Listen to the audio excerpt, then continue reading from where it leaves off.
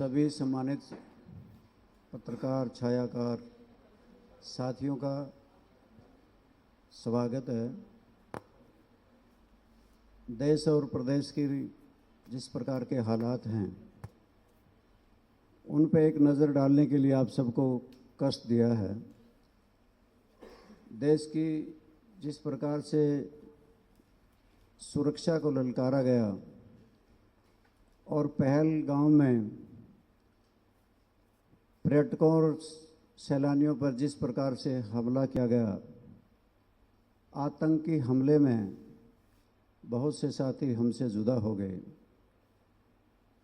और सरकार कहती थी कि आतंकवाद कम हो रहा है। सरकार ये दावा भी करती थी कि 370 हटने के बाद तो अमन शांति आएगी, पर आया आतंक है। इसमें लेफ्टिनेंट विनय नरवाल आतंकवादियों के हमले से वीरगति को प्राप्त हुए। उनके साथ बहुत से सैलानी भिन्न भिन्न क्षेत्रों से कश्मीर के पहलगाम में गए हुए थे और ये एक आतंकी साजिश है जिसकी वजह से हमारे देश की सरकार के दावे खोखले प्रतीत हो रहे हैं। आज पूरे देश में इस बात की चिंता है कि हमारी सुरक्षा खतरे में है। जो लोग ये कहते थे कि हमारा कद सारी दुनिया में बढ़ रहा है, हमारी खुद की सुरक्षा सही नहीं है, इस सब के लिए कि पहलगाम में हुई घटना कि हमारी पार्टी के राष्ट्रीय अध्यक्ष अभय सिंह चौटाला इसकी घोर निंदा करते हैं और उन परिवारों को जो वहाँ पे अपनी जान गंवा बैठे, सरकार की भी उसमें ढीलापन रहा, उनके प्रति अपनी संवेदना व्यक्त करते हैं। क्योंकि जिस प्रकार से वहाँ से पहले ही सिक्योरिटी फोर्सेस को हटा दिया गया था और जिस प्रकार से इस देश की विभिन्न एजेंसियां ये कह रही थी कि कोई ना कोई बड़ी घटना होने वाली है, तो हमारी सुरक्षा चाक चौबंद होनी चाहिए थी। और हम अपनी पार्टी की तरफ से ये मांग भी करते हैं कि ऐसे कायराना हमले की हर प्रकार से कार्रवाई सख्त से सख्त होनी चाहिए। और मैं आप सबसे पत्रकार मित्रों से और हमारी पार्टी के वरिष्ठ नेताओं से आग्रह करूंगा कि 2 मिनट के लिए मौन रखें, अपनी संवेदनाएं व्यक्त करें।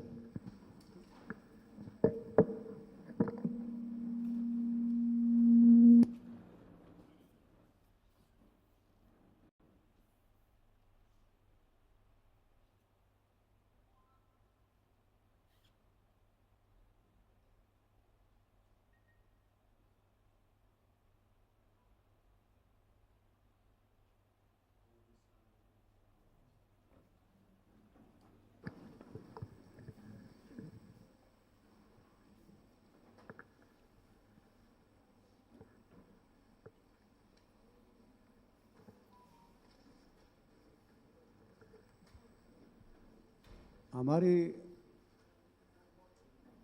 जहाँ देश की और प्रदेश की अर्थव्यवस्था कृषि पर निर्भर करती है,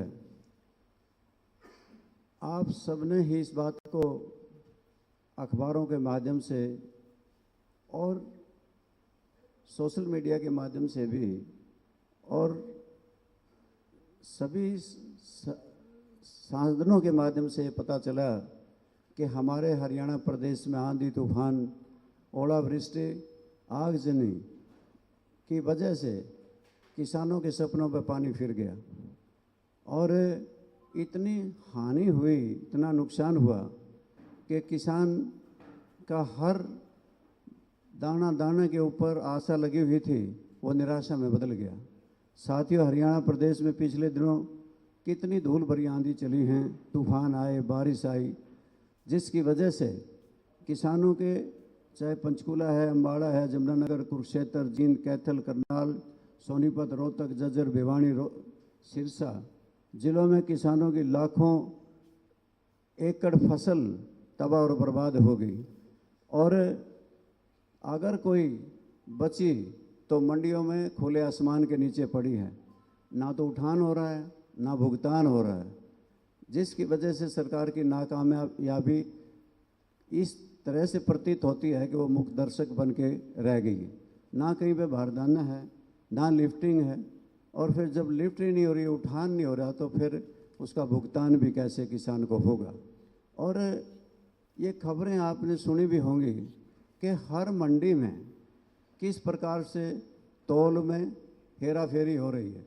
किसानों की जो गेहूँ तौली जाती है उसमें कहीं पे 1 किलो फालतू तौल दी जाती है, कहीं पे 2 किलो फालतू प्रति कट्टे के हिसाब से तौल दी जाती है, और जो कट्टे की भर्ती होती है 50 किलो की है, परंतु यहाँ पे जब तौलते हैं तो उसको फालतू तोला जाता है।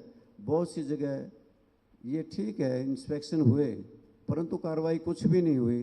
किसी को नोटिस दे दिया, किसी का लाइसेंस कुछ दिन के लिए मुलतवी कर दिया, कैंसिल कर दिया, फिर बहाल कर दिया।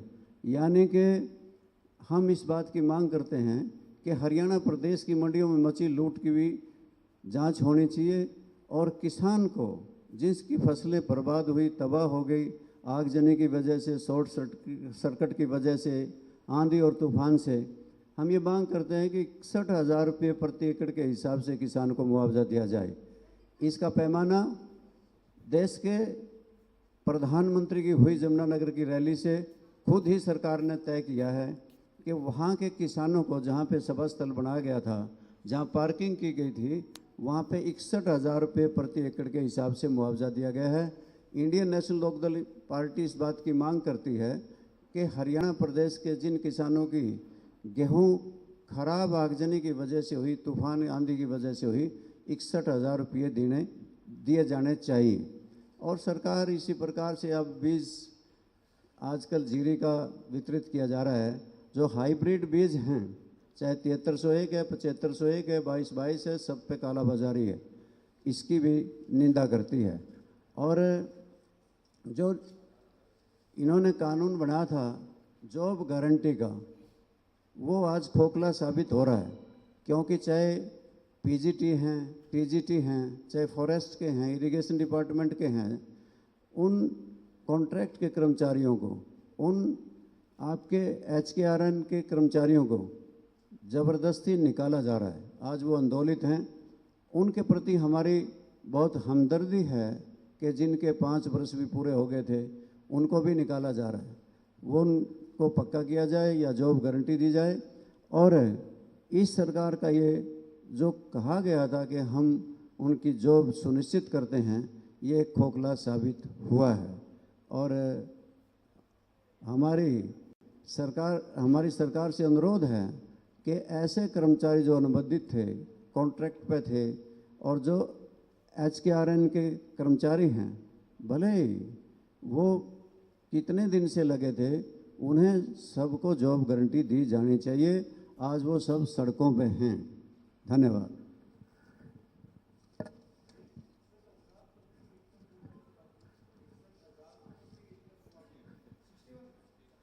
माननीय देश के प्रधानमंत्री जी ने रैली की थी जमुनानगर में, और वहाँ पे जो सभा स्थल, पार्किंग, स्टेज बनाई गई, जिन किसानों की फसल उस पर काटी गई या फसल उसमें से बर्बाद की गई, या जो भी ये समझ करके पहले ही काट दी गई थी, तो उनको 61,000 रुपये प्रति एकड़ के हिसाब से मुआवजा दिया गया। इसका मतलब पैमाना सरकार का ही है। हम तो उसी पैमाने पे मांग कर रहे हैं कि हरियाणा प्रदेश के किसानों को जिनकी फसल आंधी, तूफान, आगजनी से खराब हुई, नष्ट हुई, उसका मुआवजा 61,000 रुपये प्रति एकड़ के हिसाब से दिया जाए।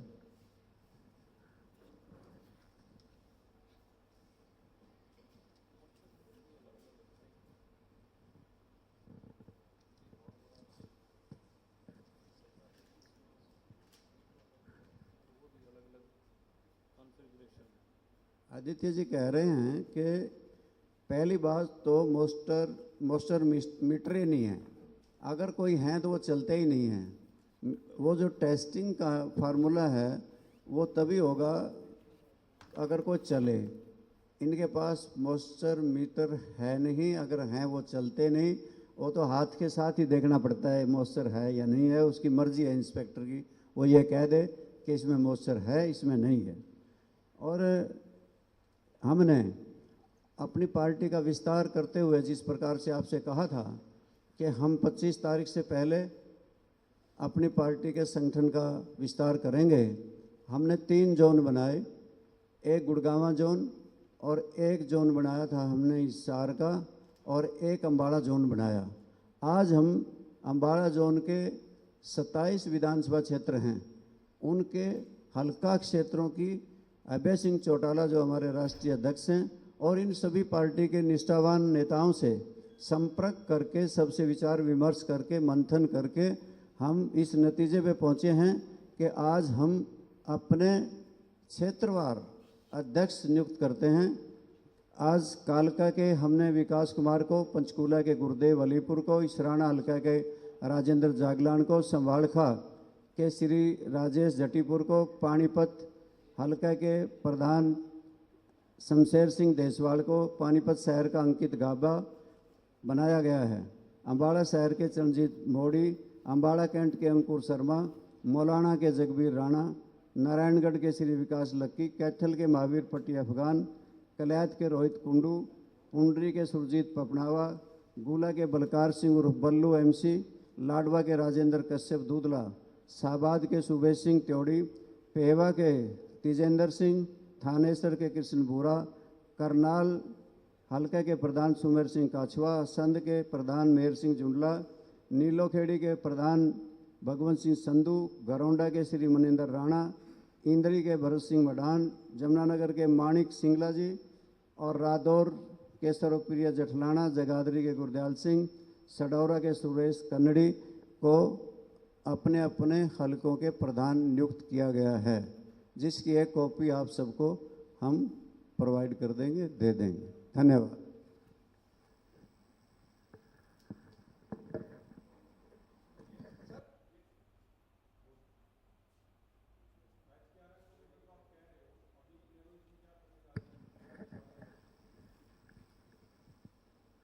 सही कह रहा हूँ कि फॉरेस्ट डिपार्टमेंट से, PGT से और इरिगेशन डिपार्टमेंट से, कई महकमों से HKRN के जो कर्मचारी थे उनको निकाल दिया गया और वो सड़कों पे हैं।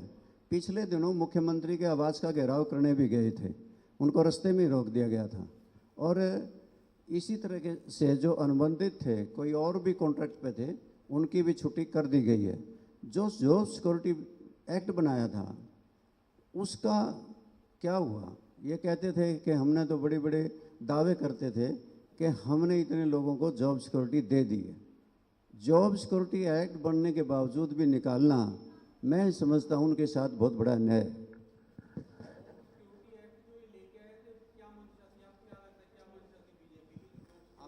अपने लोगों को इसी HKRN में एडजस्ट किया और कुछ लोगों को इसमें अपने मंजूर नज़र लोगों को लगाया। इसमें कोई पैरामीटर नहीं थे, कोई पैमाने नहीं थे, स्टिक यार्ड नहीं थी।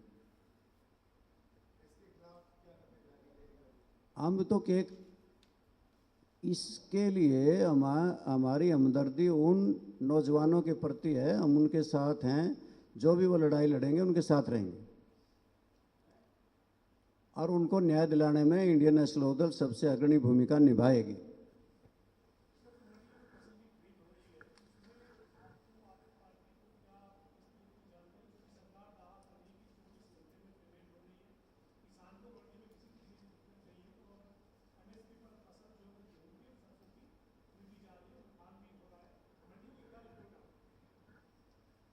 सभी मंडियों में बहुत बुरा हाल है, कोई उठान नहीं, कोई भुगतान नहीं। जब तक मंडी में तुलाई होके उठ करके गोदाम में नहीं जाती तब तक पेमेंट का सवाल ही पैदा नहीं होता। और 40% के लगभग गेहूं मंडियों में पड़ी है, रास्ते आने जाने के भी नहीं, एंट्री के तक भी नहीं हो पा रही। ना मॉइस्चर मीटर है, ना कोई पैमाना इस प्रकार का है कि इसमें मॉइस्चर है या नहीं। किसानों की धक्के से 1 किलो फालतू प्रति 50 किलो के ऊपर कट्टे के ऊपर ज़्यादा तोली जा रही है। इस प्रकार की नाप तोल में अनियमितताएँ अनेकों मंडियों में पाई गई हैं। केवल लाइसेंस सस्पेंड कर देना कुछ समय के लिए, इतनी सी सज़ा अभी तक सरकार ने सुनाई। 45 लाख रुपए जुर्माना बेस्ट मंडियों में इंस्पेक्शन के बाद किया गया, जो नाम मात्र है, और किसानों को तो लूटा जा रहा है। ये मुख्य दर्शक बन के भारतीय जनता पार्टी की सरकार रह गई। प्रोक्योरमेंट के प्रबंधन ठीक से नहीं किए गए और सरकार ने टेंडर वगैरह पहले लिफ्टिंग वगैरह के नहीं दिए, जिसकी वजह से इतनी बड़ी नौबत आई खड़ी है।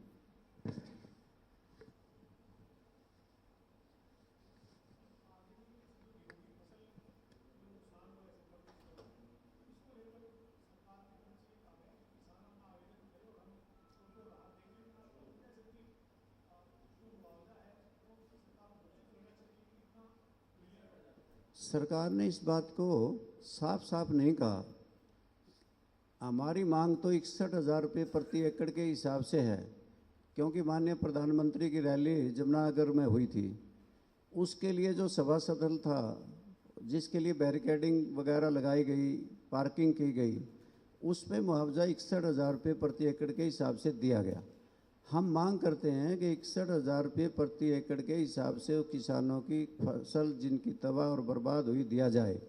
सरकार ने ना तो ये बताया कितना देंगे, ना सरकार ने ये बताया वो कब देंगे, और ना ये बताया वो कौन सी जगह होंगी, कौन से किसान होंगे जिनको ये देंगे। इस प्रकार की कोई गिरदावरी के आदेश ही नहीं किए गए। और ये कहते हैं कि 800 एकड़ जड़ी है। 800 एकड़ तो बहुत नाम मात्र कह रहे हैं। मैं समझता हूँ हज़ारों एकड़ फसल आग की भेंट चढ़ गई है।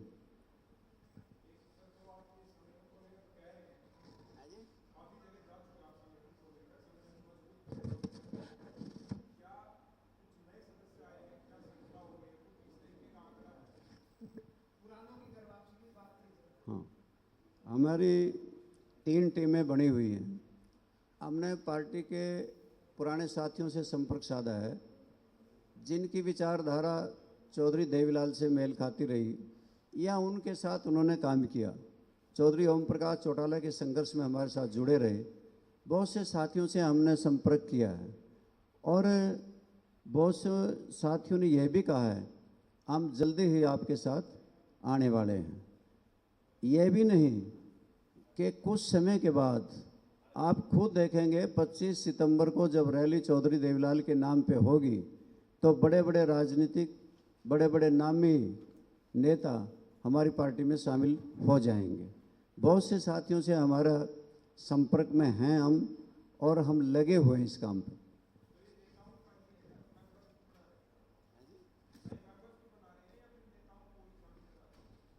नए नेता भी होंगे, नए मेंबर भी होंगे। आप देखें आगे आगे क्या होता है।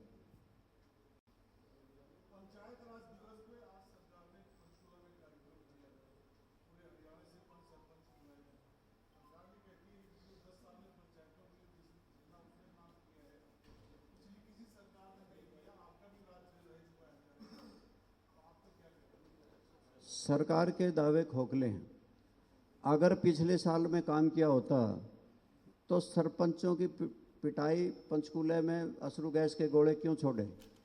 सरपंच इतने दिन तक आंदोलित रहे। आपको पता है कि पंचायती राज एक्ट 1994 में जो पंचायतों को अधिकार दिए गए थे, उनको तो इन सारे अधिकारों को छीनने का काम किया है। सरपंच की पावर्स को और पंचायत की पावरों को तो कर्टेल किया है, और जिसकी वजह से इतना बड़ा आंदोलन सरपंचों का हुआ था। इन्हीं का ज़माना था जब सरपंचों की पावर्स को और पंचायतों की पावर को कम किया गया था। और जहाँ तक कहते हैं विकास की बात, इन्होंने कोई विकास नहीं किया। विकास तो चौधरी ओम प्रकाश चौटाला ने सरकार आपके द्वार लगा के करे थे। आपको ध्यान होगा, हर गांव में जाकर के लोगों की, पंचायतों की डिमांड सुनते थे, लोगों की मांग सुनते थे और मौके पे ही हल करते थे। हल नहीं करते थे, एस्टीमेट बनते थे, फिर पैसा पहुंचता था, विकास होता था। अब तो इस बात के लिए तरस रहे हैं सरपंच, कोई पैसा आ जाए हम विकास करें। उस वक़्त में सरपंच डिमांड करते, पैसा पहुंचता। अब सरपंच मारे मारे फिरते हैं। कोई पैसा आज तक इस सरकार ने विकास के नाम पे गांव में नहीं दिया। केवल घपले और घोटाले चाहे नरेगा के हों और चाहे तालाब खुदाई के सौंदर्यीकरण के नाम पे हों और चाहे इन्होंने पंचायती राज को, ब्लॉक समितियों को, जिला परिषदों को 2 साल तक चुनाव नहीं करा लूटने का काम किया और अनेकों घपले और घोटाले पंचायतों में इन्होंने किए, क्योंकि एडमिनिस्ट्रेटर वहाँ पे काम करते रहे 2 वर्ष तक।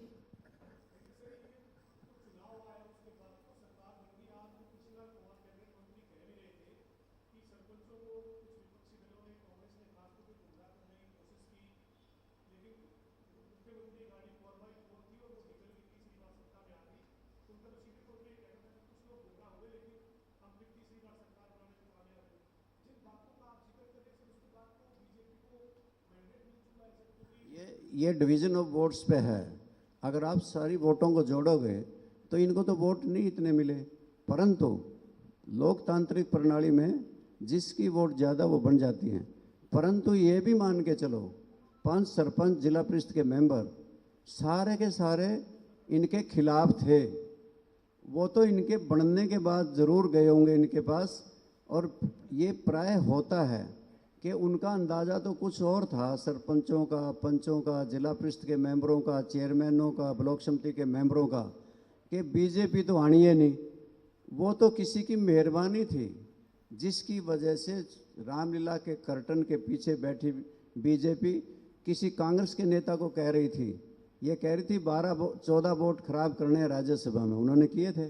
इसी प्रकार से ये कहा था कि इंडिया गठबंधन को मजबूत नहीं होने देना, उन्होंने नहीं किया। हरियाणा में चुनाव आए, इंडिया गठबंधन में आम पार्टी जा रही थी, समझौता हो रहा था, परंतु बीजेपी ने कहा कि नहीं करना, नहीं किया था। और ठीक इसी प्रकार से चाहे वो उनकी पार्टी के ही लोग बड़े नेता थे, उनको नीचा दिखाने के लिए कहा बीजेपी ने, तो उनको दिखाया, जिसकी वजह से सरकार नहीं बन पाई उनकी। ये ठीक है, हम स्थिति में नहीं थे कि हम सरकार बनाएं, परंतु अब की बार हमारी कोशिश होगी कि ये सारे पैमाने बदल के इंडियन नेशनल लोकदल पार्टी की सरकार बनाएं।